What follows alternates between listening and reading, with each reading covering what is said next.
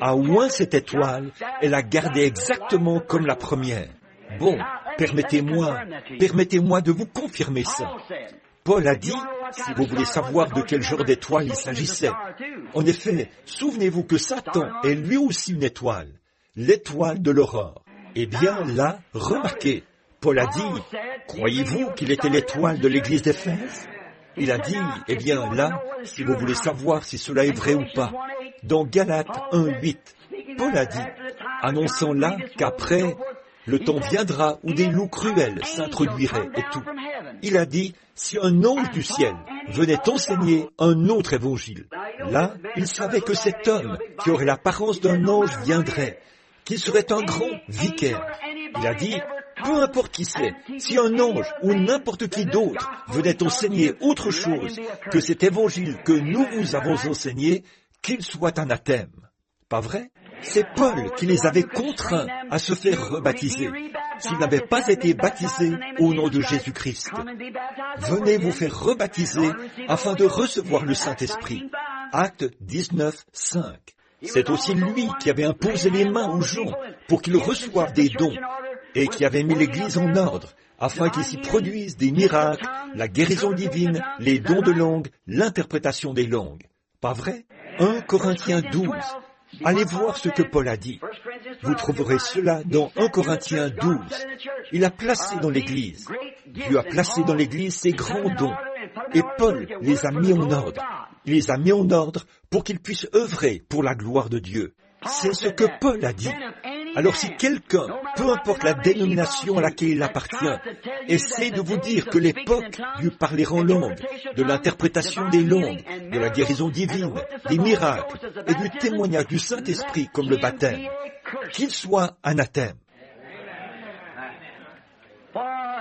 Car le même esprit qui était sur Paul est le même esprit qui a été envoyé à l'âge de l'Église suivant, le même à l'âge de l'Église suivant. Et c'est toujours le même, jusqu'à la fin des âges de l'Église. Le même esprit, le Saint-Esprit. Croyez-vous cela? Si vous regardez bien là, c'est écrit ici. Celui qui l'a écrit le savait. Regardez, les 7 esprits. Observez, E majuscule. Le Saint-Esprit. Il n'y en a qu'un seul.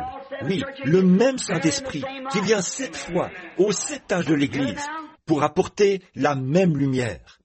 Vous saisissez maintenant? 7 âges de l'Église, à 7 reprises, le Saint-Esprit apporte ce même message. Et une malédiction a été prononcée à l'endroit de toute personne qui changerait quelque chose.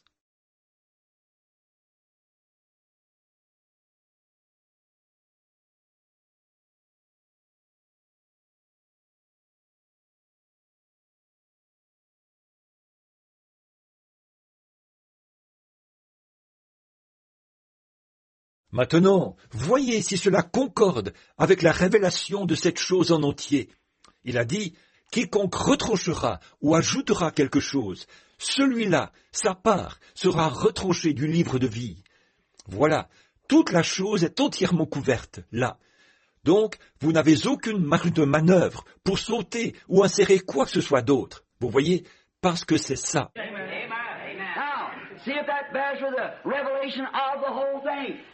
He said, whosoever shall take away or add to, the same will be taking his part out of the book of life. Amen. That's the whole thing covered over there. Yes, amen. So there's no room for you to jump or squeeze anyplace else, see, because that's it. C'est ce que Dieu a dit, c'est ce que l'Esprit a dit, et c'est ce que les églises ont dit. Alors, si vous essayez d'injecter toute autre doctrine que Paul n'a pas enseignée, c'est faux. La Bible a raison. Sa vie, Jésus a dit, je retrancherai sa part du livre de vie. Maintenant, vous dites, dans quelle partie du livre de vie?